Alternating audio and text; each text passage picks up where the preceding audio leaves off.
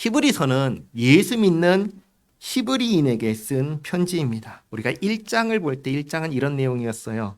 구약의 선지자와 예수님을 비교했습니다.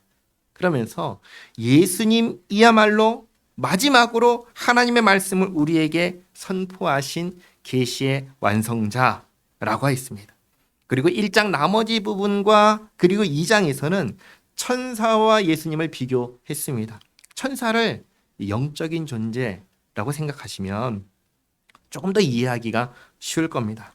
그 어떤 영적인 존재라고 할지라도 예수님과 비교하면 비교할 수가 없다. 그 얘기를 하는 것이죠. 예수님만이 하나님께서 내 아들이라고 하신 분이고 만물의 창조자이시고 섭리자이시고 또 상속자이시고 하나님 보좌 우편에 앉으셔서 통치하시는 통치자이십니다. 그리고 죄를 정결케 하는 구원자이시고 이를 위해서 구원하기 위해서 사람이 되셨고 대제사장이 되셨습니다. 자, 그리고 오늘 3장입니다. 3장에서는 예수님과 모세를 비교합니다. 모세, 이방인들, 유대인이 아닌 히브리인이 아닌 이방인들에게 모세는 수많은 사람들 가운데 한 사람에 불과합니다. 하지만 히브리인에게 있어서 모세는 그렇지 않았습니다. 정말 중요한 사람이었습니다. 왜냐하면 모세는 어떤 사람이죠? 하나님의 율법을 받아서 전한 사람이 모세입니다. 그래서 모세를 입법자 모세라고도 부릅니다. 이스라엘의 모든 종교 지도자들은 이 모세의 글을 근거로 법을 집행했습니다. 예수님께서도 이스라엘의 모든 종교 지도자들이 누구의 자리에 앉고 판단을 한다고 하냐면 모세의 자리에 앉았다. 그렇게 말씀하셨습니다. 그 정도로 모세는 이스라엘 사람들에게 결코 없어서는 안 되는 정말 중요한 사람, 위대한 사람이었습니다. 자, 그런데 오늘 히브리서 3장은 무슨 이야기를 하냐면 그런 모세보다 예수님이 더 중요하고 더 위대하고 더 핵심적인 분이시다라고 가르쳐 주십니다. 자, 그래서 1절 말씀 보시면 이렇게 시작합니다.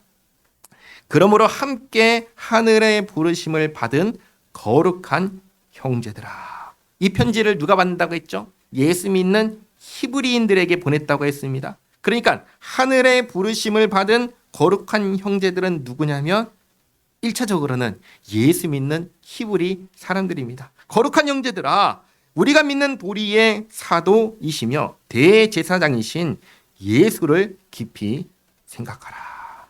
먼저 여기서 예수님을 뭐라고 부르죠? 사도라고 부릅니다. 사도. 사도라는 말의 뜻은 뭐냐면 보내심을 받은 자예요. 보내심을 받은 자. 누가 예수님을 보내셨지요? 하나님께서 보내셨습니다. 아버지 하나님께서 보내셨습니다. 아버지 하나님께서 보내셔서 예수님께서 내가 왔다라는 것을 여러 번 말씀하셨어요. 요한복음 3장 17절 말씀 같이 한번 읽어보겠습니다. 주보 있죠? 같이 읽겠습니다. 하나님이 그 아들을 세상에 보내신 것은 세상을 심판하려 하심이 아니요 그로 말미암아 세상이 구원을 받게 하려 하심이라. 아멘. 요한복음을 보시면 예수님께서 수도 없이 아버지께서 나를 보냈다. 하나님께서 나를 보냈다라고 말씀하십니다. 그런데 하나님께서 예수님을 왜 보냈다고 하시죠? 여기 보시니까 왜 보냈다고 하시죠? 심판하려고 보낸 것이 아니라 뭐 하려고 보내셨다고 하죠? 구원하려고 보내셨다라고 합니다. 그래서 바로 그 앞에 있는 요한복음 3장 16절 말씀에 이렇게 말씀하시는 겁니다. 같이 읽겠습니다. 하나님이 세상을 이처럼 사랑하사 독생자를 주셨으니 이는 그를 믿는 자마다 멸망하지 않고 영생을 얻게 하려 하심이라. 아멘. 바로 예수님을 믿는 자마다 멸망하지 않고 영생을 얻는다. 아주 분명하게 말씀하십니다. 우리가 믿는 믿음의 내용은 무엇이죠? 예수 믿는 자는 영생을 얻는다라는 것입니다. 우리에게 영생을 주시는 분이 계신데 그분이 누구시냐? 예수님이라는 겁니다. 우리를 구원하시는 분이 계신데 그분이 누구시냐? 예수님이라는 겁니다. 이것이 우리가 믿는 믿음의 내용입니다. 우리가 신앙생활, 믿음의 생활을 하면서 잊지 말아야 되는 것, 또 잘못 알아서도 안 되는 것이 바로 여기에 있는 거예요. 우리가 무엇을 믿지요? 5가지를 믿습니다. 첫째로는 내가 죄인이라는 사실을 믿습니다. 둘째로는 내가 스스로는 내 죄의 문제를 해결할 수 없다는 사실을 믿습니다. 셋째로는 내가 해결하지 못하는 나의 죄의 문제로 내가 어떻게 되는가? 죄의 벌을 받아야 한다라는 사실을 믿습니다. 넷째로, 그런데 예수님께서 내 대신 내 죄값을 받으셨다는 사실을 믿습니다. 어디서 받으셨죠? 십자가에서. 그렇죠? 예수님께서 나의 모든 죄값을 십자가 위에서 대신 받으셨음을 믿습니다. 그리고 마지막 5번째로, 내 대신 죽으시고 부활하신 예수님께서 나를 구원하신다는 사실을 우리는 믿습니다. 우리의 구원은 그러므로 누구에게 달린 거예요? 나에게 달린 건가요? 그렇지 않습니다. 구원은 나에게 달린 것이 아닙니다. 오히려 나는 나의 구원에 대해서 아무것도 할 수 있는 게 없습니다.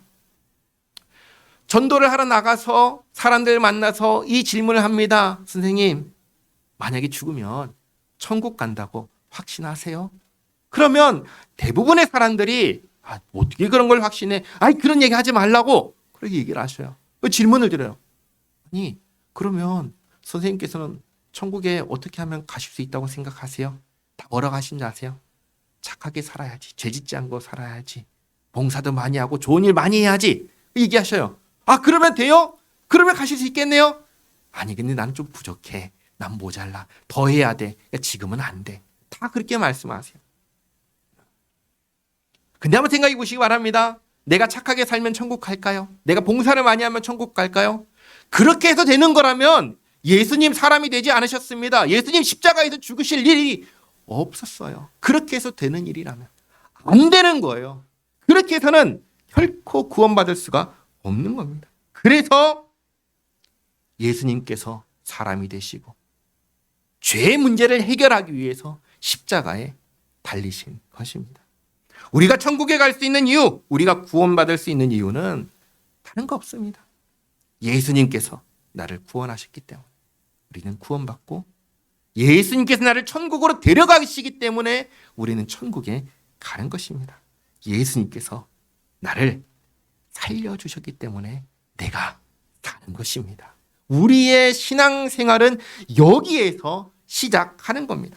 나 같은 죄인을 예수님께서 살려주셨네? 그럼 나 어떻게 살아야 되지? 나 이제 어떻게 살아야 될까? 어떻게 사는 것이 나를 구원하시고 나를 살려주신 그 예수님 기쁘게 하는 삶일까를 생각하면서 여기에서 신앙생활이 시작하는 겁니다. 그러니까 우리의 이 신앙생활은 구원받기 위해서 하는 걸까요? 그래서는 안 되는 거예요. 만약에 우리가 신앙생활을 하는데 이것이 구원받기 위해서 신앙생활을 하는 거라면 우린 절대로 구원받지 못합니다. 왜 그런 줄 아세요? 만약 하나님께서 그래? 그럼 네가 자격을 갖추면 내가 구원해 줄게 라고 말씀하신다고 생각해 보시기 바랍니다. 우리가 어떻게 하면 자격을 갖출 수 있을까요? 하나님께서 요구하시는 자격은 어느 정도 수준이 될까요? 어느 정도인 줄 아세요? 하나님처럼 되어야 됩니다. 하나님처럼 돼야 돼요. 죄가 완전히 없어야 됩니다. 완전히 하나님 말씀에 순종할 수 있어야 됩니다. 그게 하나님께서 요구하시는 자격을 갖출 수 있는 수준인 거예요. 할 수 있나요? 할 수 없지요. 그러니까 우리가 신앙생활을 구원받기 위해서 한다고 하면은 그 실패할 수밖에 없어요. 절대로 되지가 않는 겁니다. 오히려 우리의 신앙생활은 어디에서 출발하는 거냐면 구원받았기에 감사함에서 시작하는 것입니다. 신앙생활은 구원하신 게 너무 감사해서 그러면 이렇게 살면 안 될 거라고. 그러면 다르게 살아야겠다 라면서 시작하는 게 신앙생활이다. 이것을 잊지 마시기 바랍니다. 오늘 1절은 이렇게 하나님께서 보내신 우리가 믿는 믿음의 핵심이신 예수님을, 또 우리를 죄에서 정결하게 하시는 대제사장이신 예수님을 깊이 생각하라 라고 하십니다. 그러면서 이제 모세와 비교하기 시작합니다. 2절에 그는 자기를 세우신 이에게 신실하시기를 모세가 하나님의 온 집에서 한 것과 같이 하셨으니, 예수님께서 아버지 하나님께 대해서 신실하셨는데 누구처럼 신실하셨냐면 모세처럼 신실하셨다고 합니다. 근데 모세가 어디에서 신실하셨다고 하죠? 하나님의 집이라고 합니다. 하나님의 집이 뭘까요? 하나님의 집 성전일까요? 이 성전 아닙니다. 밑에 6절을 보시면 이렇게 말씀하세요. 우리는 그의 집이다. 건물이 아니라 우리가 그의 집이다 라고 얘기하세요. 그러니까 여기서 말하는 하나님의 집은 성전이 아니라 예수님을 믿는 우리들을 가리켜서 집이라고 하시는 겁니다. 자, 모세는 하나님의 집, 하나님의 백성들에 대해서 신실했고, 하나님의 아들이신 예수님도 아버지 하나님의 집에서 하나님의 백성들에게서 신실하셨다라고 합니다. 자, 그러면 똑같이 신실하신 거잖아요.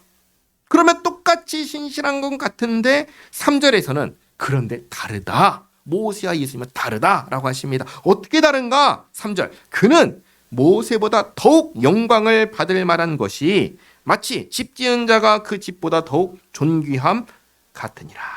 다르게 말하면 모세는 하나님의 집에서 신실했지만 예수님은 그 집을 지은 분이시라는 겁니다. 친히 집을 지으시고 그 집에 신실하셨으니 모세보다 더욱 영광을 받으시기에 합당하시다라는 겁니다. 자, 잘 보시기 바랍니다. 예수 믿는 사람들을 부르는 또 다른 이름이 있습니다. 그리스도인 말고 또 다른 이름이 있습니다. 뭔지 아세요? 교회. 예수 믿는 사람들을 교회라고 부릅니다. 그리고 예수님께서는 이런 말씀하셨어요. 내가 내 교회를 세우겠다. 교회를 누가 세운다고요? 내가, 예수님께서 교회를 세우겠다고 하셨습니다. 마태복음 16장 18절 말씀인데요. 같이 한번 읽겠습니다. 또 내가 내게 이르노니 너는 베드로라. 내가 이 반석 위에 내 교회를 세우리니 음부의 권세가 이기지 못하리라. 아멘. 자, 그러니까 교회, 하나님의 집을 친히 세우신 분이 계신데 누구시죠? 예수님이시라는 거예요. 예수님은 집을 지으시고 또 그 집에 신실하신 분이세요. 모세는 집을 지었나요? 그렇지 않았어요. 비교가 안 되는 것이죠. 그러니 모세보다 예수님이 더욱 영광을 받으시기에 합당하다. 그 다음 4절을 또 주목하시기 바랍니다. 4절 이렇게 말씀하시죠. 집마다 지은 이가 있으니 만물을 지으신 이는 하나님이시라. 아주 중요한 말씀하셔요. 이 세상 온 천지 만물이 어떻게 존재하는가에 대해서 아주 분명하게 가르쳐 주시는 말씀이에요. 뭐라고 하시죠? 하나님께서 지으셨다. 성경은 처음부터 계속해서 이 세상이 하나님께서 만드셨다라고 분명하게 가르쳐 줍니다. 어떤 사람들이 말하는 것처럼 저절로 생겼다, 우연하게 생겼다, 그렇게 말씀하지 않으셔요. 이 집, 이 건물도 지은 이가 있듯이 이 세상도 만드신 이가 계시다. 그분이 누구시냐? 하나님이시다. 그렇게 가르쳐 주십니다. 우리가 히브리서 1장 10절에서도 똑같은 내용을 보았지요. 땅의 기초와 하늘도 다 하나님께서 지으셨다라고 하셨어요. 여기서도 하나님께서 만물을 지으셨다고 분명하게 밝힙니다. 그러니 우리가 믿는 하나님은 어떤 분이세요? 천지 만물을 창조하신 창조주 하나님이시다. 세상에 나가서 이 세상 어떻게 생겼는지 아세요? 하고 물으면 하나님께서 만드셨다는 걸 아는 사람이 있을까요? 아무도 없어요. 하나님께서 가르쳐 주셔야 아는 겁니다. 하나님을 믿지 않는 사람들은 이 세상 저절로 생겼다, 우연히 생겼다, 어쩌다 생겼다라고만 말할 수 있지 결코 하나님께서 만드셨다 생각할 수가 없는 겁니다. 성경이 그것을 분명하게 가르쳐 주십니다. 다음으로 5절과 6절에서 다시 한번 모세와 예수님을 비교합니다. 또한 모세는 장래에 말할 것을 증언하기 위하여 하나님의 온 집에서 종으로서 신실하였고 그리스도는 하나님의 집을 맡은 아들로서 그와 같이 하셨으니, 모세는 어떻게 신실했다고 하죠? 하나님의 종. 그렇죠? 예수님은 어떻게 신실하셨죠? 하나님의 아들로서. 그렇죠? 똑같이 신실했지만 종이 하는 것과 아들이 하는 것이 같나요? 다른 겁니다. 훨씬 더 아들이 하는 것이 가치가 있는 겁니다. 그러므로 우리가 소망의 확신과 자랑을 끝까지 굳게 잡고 있으면 우리의 소망은 뭐죠? 구원의 소망입니다. 확신은 뭐죠? 예수님께서 구원하셨다는 확신입니다. 그럼 자랑은 뭐예요? 우리를 구원하신 예수님에 대한 자랑인 것입니다. 그러니까 결국은 나를 구원하신 예수님을 끝까지 굳게 잡고 있으면 그게 뭐냐? 우리는 그의 집이라, 우리가 하나님의 집인 것이, 교회인 것이 드러나게 된다라고 말씀하시는 겁니다. 자, 여기까지 모세와 예수님을 비교했습니다. 모세도 하나님의 집에서 신실했습니다. 그러나 하나님의 종이었습니다. 예수님은 천지를 창조하신 하나님이시고 또 하나님의 집을 세우신 하나님이시며 그리고 하나님의 집에서 신실하신 하나님의 아들이십니다. 모든 면에서 모세보다 더욱 중요하고 위대하시고 우리가 믿는 믿음의 대상이시고 우리의 구원의 소망이시고 자랑이시다라는 것을 이렇게 분명하게 비교하며 가르쳐 주셨습니다. 자, 그리고 이제 7절부터는 뭘 얘기하냐면 그 구원의 소망이고 확신이고 자랑이신 예수님의 말씀을 무시하는 것에 대한 경고의 말씀을 하십니다. 7절부터 그러므로 성령이 이르신 바와 같이 오늘 너희가 그의 음성을 듣거든 광야에서 시험하던 날에 거역하던 것 같이 너희 마음을 완고하게 하지 말라. 이것은 하나님께서 이스라엘 백성들을 노예 삼았던 애굽에서 구원하시고 아브라함에게 약속하신 땅으로 인도하던 그 광야의 여정을 말씀하시는 겁니다. 하나님께서 이스라엘을 구원하셨어요. 그것을 그 당시 이스라엘 사람들이 봤을까요? 못 봤을까요? 경험했을까요? 경험하지 못했을까요? 하나님의 구원을 경험했지요. 애굽의 노예로 살다가 어느 날 하나님께서 모세를 부르셔가지고 우리를 다 애굽에서 탈출시키셨어요. 경험했습니다. 하나님의 구원을 경험했어요. 그런데 그럼에도 불구하고 애굽에서 나오던 그날부터 약속의 땅에 들어갈 때까지, 아니 들어갈 것 끝이 아니라 들어간 이후에 살면서도 끊임없이 어떻게 했는가? 하나님께 대해서 하나님 말씀을 거역하고 마음을 완고하게 했다고 하십니다. 예를 들면 이런 일들이 있었죠. 이스라엘이 시내산에서 하나님과 언약을 맺었습니다. 하나님께서 너희의 하나님이 되시고 이스라엘의 하나님이 되시고 이스라엘은 하나님의 백성이 되겠습니다. 언약을 맺었습니다. 그리고 하나님께서 모세를 부르셨어요. 모세가 시내산에 올라갑니다. 며칠 있죠?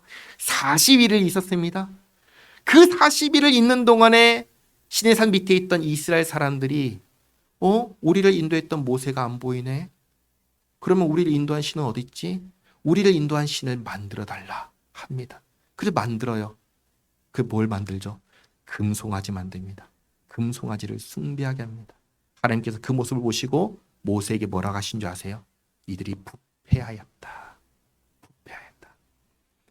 하나님의 구원 역사를 경험하고 단지 모세가 40일 올라가 있었는데 내려올 때 보니까 금송아지를 완성해가지고 거기서 제사하고 있었어요. 그러면 금송아지를 만들려면 시간이 필요하잖아요. 며칠 만에 부패한 거예요. 40일 걸린 게 아니에요. 그보다 일찍 부패한 거예요. 하나님과 언약을 맺은 지 얼마나 되어서 며칠도 안 돼서. 뿐만 아니라 시내산에서 하나님께서 주겠다 약속하신 그 땅까지 가는데 걸리는 시간이 얼마나 걸린지 아세요? 11일이었습니다. 11일. 약속의 땅을 바라보는 가데스 바네아라는 곳까지 시내산에서 11일 거쳐서 갔습니다. 2주도 안 걸렸어요. 갔어요. 눈앞에 이제 약속의 땅이 있는 거예요. 이스라엘 백성들이 정탐꾼을 보내서 확인하자 합니다. 12명의 정탐꾼을 보냅니다. 갔다 와서 뭐라고 한 줄 아세요? 이 땅은 우리를 죽이는 땅이다. 10명의 정탐꾼이 하는 말입니다. 하나님이 우리를 죽이려고 여기로 보내셨다라고 합니다. 모세를 죽이고 우리 돌아가자 합니다. 그게 이스라엘 사람들이었습니다. 시내산에서도 하나님께서 진노하셔서 이스라엘을 진멸하려고 하셨고 모세를 통해서 새로 시작하려고 하셨습니다. 여기 가데스 바네아에서도 똑같이 하나님께서 진노하시고 이스라엘을 진멸하시고 모세를 통해서 새로 시작하려고 하셨습니다. 그런데 모세가 아브라함과 이삭과 야곱에게 하신 약속을 근거로 하나님 앞에 엎드려 하나님 그러시면 안 됩니다. 하나님 그러시면 안 됩니다. 엎드려 간구하니까 하나님 마음을 돌이키십니다. 대신 40년 동안 광야에서 방황하게 될 것을 말씀하셨습니다. 그게 9절 말씀이죠. 거기서 너희 열조가 나를 시험하여 증험하고 40년 동안 나의 행사를 보았느니라. 근데 이 9절 말씀이 우리가 긴장하면서 보아야 되는 말씀입니다. 이스라엘 백성들이 몇 년 동안 하나님과 동행했다고 해요? 40년입니다. 40년. 평생을 동행한 거예요. 그런데 그때 하나님께서 이스라엘과 어떻게 함께 하셨는지 신명기를 보시면 이렇게 말씀하세요. 신명기 29장 5절 말씀인데요. 같이 한번 읽겠습니다. 주께서 40년 동안 너희를 광야에서 인도하게 하셨거니와 너희 몸에 옷이 낡아지지 아니하였고 너희 발에 신이 헤어지지 아니하였으며. 그렇죠? 뿐만 아니라 매일 먹을 것을 주셨습니다. 만나와 메추라기를 주시고 반석에서 물이 나오게 하셔서 마시게 하셨습니다. 먹을 것, 마실 것 부족하지 않게 하셨고 입을 것, 생활할 것 부족하지 않게 하셨습니다. 광야에서 40년을 사는데 의식주 그 어디 하나에서도 불편한 것 없게, 모자란 것 없게 하나님께서 다 공급해 주셨습니다. 기적 같은 공급하심을 매일마다 경험한 사람들이 누구냐? 이스라엘 사람들입니다. 그런데 이 모든 것을 경험하면서 하나님과 함께한 40년이에요. 이 40년 어떤 시간들이었을까요? 매일 신비한 일을 경험하는 거예요. 그러면 그것을 주신 하나님을 믿고 순종하면서 살아간 40년이었을까요? 그게 아니라는 거예요. 그 40년은 어떤 40년이었냐? 매일같이 기적을 경험하면서도 그 모든 것을 베푸시는 하나님을 의심하고 시험하고 확인하고 또다시 의심하고 시험하는 시간이었습니다. 다르게 말하면 믿지 않는 시간이었습니다. 그래서 10절에 이렇게 말씀하시죠. 그러므로 내가 이 세대에게 노하여 이르기를 그들이 항상 마음이 미혹되어 내 길을 알지 못하는도다 하였고 내가 노하여 맹세한 바와 같이 그들은 내 안식에 들어오지 못하리라 하였느니라. 이렇게 하나님 믿지 않고 순종하지 않고 거역하고 마음을 완고하게 한 결과 하나님의 안식에 들어가지 못했습니다. 그들이요. 그러므로 12절 형제들아 너희는 삼가 혹 너희 중에 누가 믿지 아니하는 악한 마음을 품고 살아계신 하나님에게서 떨어질까 조심할 것이요. 누구를 믿지 아니하는 마음이죠? 예수님입니다. 예수님을 믿지 아니하는 마음입니다. 히브리서는 누구에게 쓴 편지라고 했죠? 예수 믿는 히브리인에게 쓴 편지라고 했습니다. 쉽게 말하면 예수 믿는 사람들에게 쓴 편지입니다. 그런데 예수 믿는 사람들에게 무엇을 경고하는 거예요? 예수님 믿지 아니하는 악한 마음을 품지 말라고 경고하는 겁니다. 예수님을 믿는다고 하면서 뒤돌아서서는 실제로는 예수님 믿지 않고 떠나는 것을 경고하시는 겁니다. 그러지 말아라. 그러면 하나님의 안식에 들어가지 못한다. 하나님의 안식은 뭐죠? 구원받는 거죠. 천국에 들어가는 겁니다. 예수님 떠나서는 구원받지 못한다. 천국에 들어가지 못한다. 13절 오직 오늘이라 일컫는 동안에 매일 피차 권면하여 너희 중 누구든지 죄의 유혹으로 완고하게 되지 않도록 하라. 예수님을 믿을 뿐만 아니라 죄에 빠지지 않도록 서로 권면하라. 우리가 시작할 때 확신한 것을 끝까지 견고히 잡고 있으면 그리스도와 함께 참여한 자가 되리라. 이 믿음, 예수님을 믿는 믿음, 끝까지 지키는 것으로 우리가 구원받은 자임이 드러난다는 것입니다. 하나님께서는 우리에게 우리의 책임과 우리의 선택과 우리의 반응을 요구하십니다. 그러므로 15절 이렇게 말씀하시죠. 성경에 일렀을 때 오늘 너희가 그의 음성을 듣거든 경노하시게 하던 것 같이 너희 마음을 완고하게 하지 말라 하였으니. 하나님의 말씀 앞에 완고하게 하지 않는 것, 이것은 내가 하는 겁니다. 내가 하는 거예요. 하나님 말씀을 듣고 순종할 것이냐 불순종할 것이냐 누가 하는 거예요? 내가 하는 것입니다. 성경은 지금 내가 해야 하는 것과 그에 따른 결과를 말씀하시는 겁니다. 내가 하나님을 경노하게 하면 그에 따른 벌을 받는다. 내가 하나님의 말씀을 듣고 마음을 완고하게 하면, 불순종하면 그에 따른 벌을 받게 된다. 경고하시는 겁니다. 16절, 듣고 경노하시게 하던 자가 누구냐? 모세를 따라 애굽에서 나온 모든 사람이 아니냐? 또 하나님이 40년 동안 누구에게 노하셨느냐? 그들의 시체가 광야에 엎드러진 범죄한 자들에게가 아니냐? 또 하나님이 누구에게 맹세하사 그의 안식에 들어오지 못하리라 하셨느냐? 곧 순종하지 아니하던 자들에게가 아니냐? 이로 보건대 그들이 믿지 아니하므로 능히 들어가지 못한 것이라. 아멘. 이렇게 믿지 아니하고 순종하지 아니하는 자들은 하나님을 경노하시게 하는 자들이고 마음을 완고하게 하는 자들입니다. 이런 자들은 하나님 안식에 들어가지 못한다. 구원받지 못한다. 천국에 들어가지 못한다. 분명하게 말씀하십니다. 정리하겠습니다. 히브리서 3장은 크게 두 부분으로 나눠볼 수 있습니다. 앞에 부분은 모세와 예수님을 비교하는 부분이고, 뒤에 부분은 그 예수님을 믿지 않고 순종하지 않는 것에 대한 경고입니다. 광야의 시간들을 이야기한 것은 믿지 않고 순종하지 않은 결과가 어떠한지 알잖아 하고 분명하게 보여주기 위해서입니다. 히브리서 3장은 우리를 구원하시는 예수님을 깊이 생각하라고 합니다. 깊이 생각해 보시기 바랍니다. 오늘 유아 세례식을 거행했습니다. 유아 세례식을 하면서도 우리가 주목하는 것은 뭐냐면, 저 순수해 보이는 아기라고 할지라도 순진무구해 보이고 토랑만큼도 오염되지 않을 것만 같은, 죄가 없을 것만 같아 보이는 저 아기조차도 오염되고 부패한 죄인이라는 사실입니다. 구원자가 필요하다는 사실입니다. 그런데 죄인은 죄인을 구원할 수가 없지요. 그래서 오신 분이 누구냐? 예수님이십니다. 우리를 구원하기 위해서 오신 분이 예수님이십니다. 그 예수님을 믿을 때, 의지할 때 거기 구원이 있습니다. 예수님을 버리고 떠나고 거역할 때 우리에게 구원은 없습니다. 우리를 구원하시는 예수님을 깊이 생각하시기 바랍니다. 우리를 죄와 사망의 권세로부터 구원하기 위하여 이 땅에 오신 예수님, 십자가에서 십자가를 지심으로 우리의 모든 죄값을 대신 치르시고 부활하신 예수님, 우리의 죄를 사하시고 의롭다 하신 예수님, 우리를 하나님의 자녀가 되게 하시고 천국을 상속받게 하신 예수님, 그 예수님을 믿고 의지하며 예수님께서 베푸시는 구원을 받고 누리며 살아가는 우리 모두가 되기를 바랍니다. 기도하겠습니다. 하나님 감사합니다. 오늘 예수님을 깊이 생각하라 하신 말씀을 들었습니다.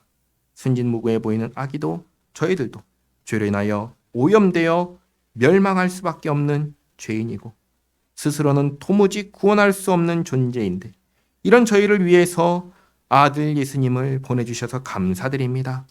예수님을 통한 구원을 약속하시고 이루신 주님께 감사드립니다.